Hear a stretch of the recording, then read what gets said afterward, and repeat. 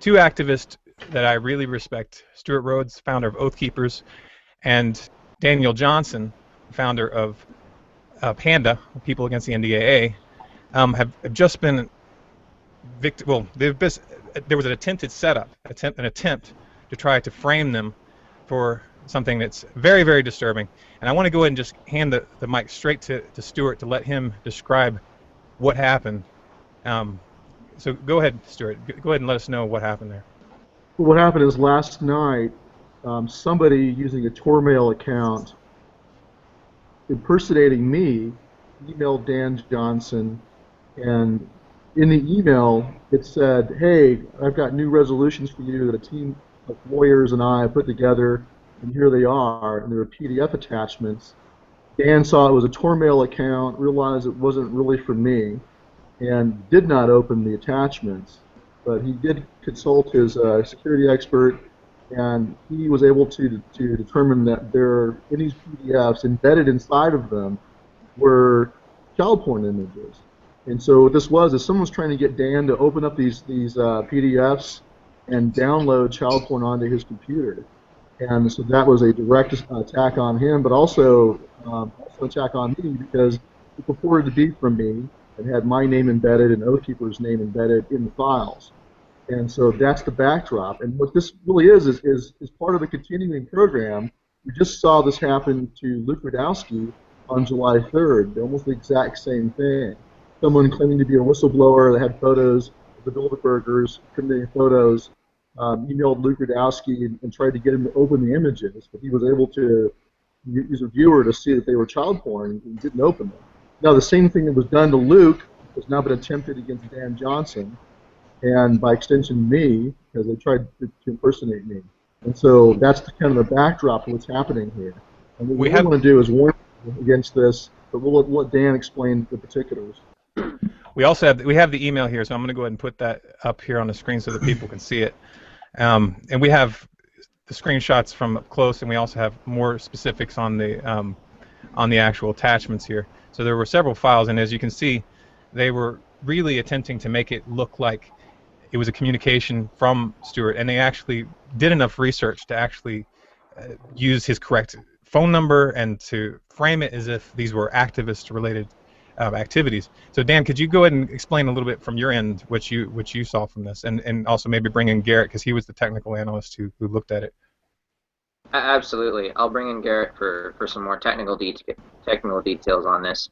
But last night around 8 p.m. Eastern, I received an email from someone masquerading as Stewart, a spoof email account, and did not open any attachments, was able to look at the text of the email, and it seemed to be from Stewart, but the first clue is the Tormail account. I've never gotten an email from him with Tormail and didn't expect to. And the second clue was a bunch of attachments, and I'm sure, as many people have heard in a lot of internet security, either seminars or videos or what have you, do not open attachment people you do not know, don't open attachments you're not expecting. And so I did not open the attachments, and instead I sent them on to my internet security tech, and he was able to, he'll go into details on that in a second, but having seen what happened to Luke Rudowski and having him post his emails and what he got, watch out for something like this. And it was a little more advanced, though. They're learning. And this is a warning to activists. They're learning. It's a little more advanced because when Luke was sent the email, he was given images. The images popped up in preview because they just sent him raw JPEGs. Well, however, when I got this email, I only suspected there were images in there because I was sent PDFs. And as you can see in the screenshot, you're not seeing any preview here at all. Just a suspicion on my part because of what happened to Luke. And so I sent him over to our internet security guy, and what did you kind of note there? So this is Garrett. You're this internet security expert for Panda. Am I correct? Yes, sir. What we ended up finding is I took the files apart and embedded them. We found the actual JPEGs. And he is correct. You won't be able to preview these kind of things in your normal email clients or in your web browser. You actually have to download them onto your computer, which means the file is on your computer, and that automatically incriminates you, opened or not. And inside the files, I found some metadata showing the author was, or it was defrauded as Stewart Rhodes, and the company and the organization is registered to is Oath Keepers. So they did target both of them. That's pretty bad. Yeah. So So what Garrett did, Garrett, explain what you did. You used a sandbox to look at these, Yep. and just give a little more detail on that, how that Okay. works. Yeah, I set up a sandbox here on one of my computers, and I took the files apart. What I did is decompiled them. The PDF is actually just a container for the files and the metadata. So I took all this apart and I extracted the JPEGs themselves, and unfortunately I did see the media. And I did get to take a look at some of the more advanced metadata here, and they did hide a lot of keywords, and it seems to be targeted to be found. They left a lot of keywords that, I mean, if any forensics expert just did a batch search on all of the computers that you may have, just searched blindly, he would find these extremely easily. And the way the PDFs are laid out, they seem to be uncompressed. So if they did any forensics on the hard drives, even if they were deleted, this would be very easily recovered. So they knew what they were doing. so So their intent was to get Dan to open them, and then that would create ghost images on his computer and metadata that could later on be recovered, right? Yeah, yep. If this data hits your computer or is viewed on your computer, that's it. It's on your computer for, well, until your hard drive is scrubbed. one thing I want So to that was their intent. So Yes. even if he were to open them and they go, oh God, this is bad stuff, and delete it, it's now on his computer, and later on they could then go in and look for them, or give a tip to the FBI or whatever that Dan Johnson has porn, and then they go and find it, and they find porn images on his computer, and then they find embedded in it metadata that says Stewart Rhodes and Oath Keepers was the creator, correct? Yep. Okay. And it seems like they exploited the fact that you guys are in constant communication, so they know the way your organizations function, and they know that you are in partnership. So it seems like they definitely tried to exploit that. Right. And what's happened in the past with Dan and I is he runs People Against the NDAA, and I help write draft resolutions for state legislatures and counties and sheriffs to nullify the NDAA, and Dan's organization uses those resolutions. Now, this is one thing I want to show people here because yeah, Panda has been working specifically against the NDAA, but the Oath Keepers has also been working against the NDAA. This is one of. Can you go ahead and explain? I'm going to show the billboards 1, 2, and 3, but you can go ahead and just explain a little bit about this, Stuart. Right. This is our latest campaign of putting billboards. These are down in the Pentagon Station metro stop on the Washington, D.C. metro line. And the goal is to create more Snowdens, to get more people who work for the government, whether they're in the Pentagon, the CIA, NSA, any of these agencies, to come forward and blow the whistle on unconstitutional actions or unconstitutional plans they have knowledge of. It's like Snowden did when he blew the whistle on the NSA spying on Americans. We think it's essential that those who have knowledge like that they expose it. And the government wants you to think that truth is treason, speaking out is treason, and the exact opposite is true. When our Constitution's under assault, silence is treason. That's the message to these people. And we just launched this yesterday. Yesterday was our big official launch of this program. And, we, of course, the people in the NSA and the CIA and intelligence agencies are probably not happy with us for doing this. So we don't know if whoever did this to Dan, and by extension me, we don't know if this is someone inside the government or somebody in the private sector who hates our guts. But the bottom line is that because we're standing up against the police state, both Dan and myself, and Luke's the same way, because we're standing up against the police state, we're not popular with people who are allies or a part of the police state. Yeah, I see this as a very disturbing trend. For anybody who wants the background on this, I highly recommend that you go do a Google search for attempted setup of Luke Rudkowski. Rudkowski spelled with Rudkowski, because it definitely looks like a pattern. And what's interesting is that there were some follow-up emails from Luke Rudkowski where he actually was sent a set of had an exchange with these hackers. Maybe Dan, could you explain what we're looking at here? Because you sent me these images. And so essentially what we're looking at here is one of the warnings that kept me from opening the attachments in the email was watching Luke's video and following his follow-ups on this. These are images from emails that Luke received. This right here, you have the mobile one up. This right here from Luke is an image of the text of the email he got about the whistleblower, the Bilderberg conference. And then the other emails that you were just showing are after he went public. These are the emails he was getting from this person. Yeah. So they're mocking, they're taunting. Yeah. And, one thing I noticed when I read it is that it said that they were going to set up other activists. They actually said that they were going to go after all the big activists, and that was extremely disturbing. Can you read that? Can you just read that section out loud? I've never heard that yet. I have to go find it now. Let's see. So this is part of it, and potentially this is just the same people doing the same thing. Well, here it is, right here. It says, we plan to not just set you up with child porn, but every other alternative media founder and master on the planet. So right there at the bottom. So, I mean, that's whatever. It could be just this hacker talking tough, but this is a secondary attack, so we definitely know that there is a pattern going on here. I don't know for sure if it's the same people. But one thing I want to reiterate here is that whoever did this is a criminal.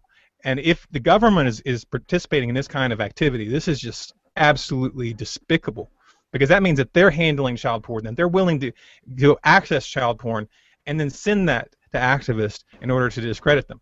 Now, I personally can't prove that this is government to do that, but who else has motive? That's just my position. I'm not saying that anybody else in this call has that position, but to me, when I look at your activism, I mean, for one thing, Dan, your activism dealing with the NDAA is nonpartisan. The left and right, people really resonate with that. Americans do not like the NDAA. So there's not very many organizations that I can imagine. It wouldn't be something like Anonymous or anything like that. Anonymous is completely against the NDAA. So the only people that it makes sense that would go after both of you guys is government. And that just, to me, is just an indicator of just how... It may not be government, because both Stewart have enemies in the private sector and enemies in the public sector.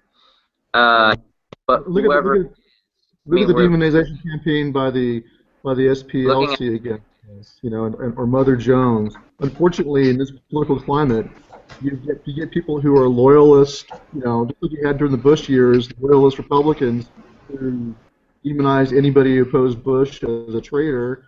We have the same problem now with people on the left. I mean, a lot of them, not everybody like that, but a lot of them, they perceive anybody who criticizes the Obama administration as being a bunch of racist, white Neanderthals. And that's just how they see things. You know, so it's possible it's a private sector hacker. I just don't know. And kind of that they use. I mean, this is a very, very dangerous method they use, because our society built on innocent until proven guilty.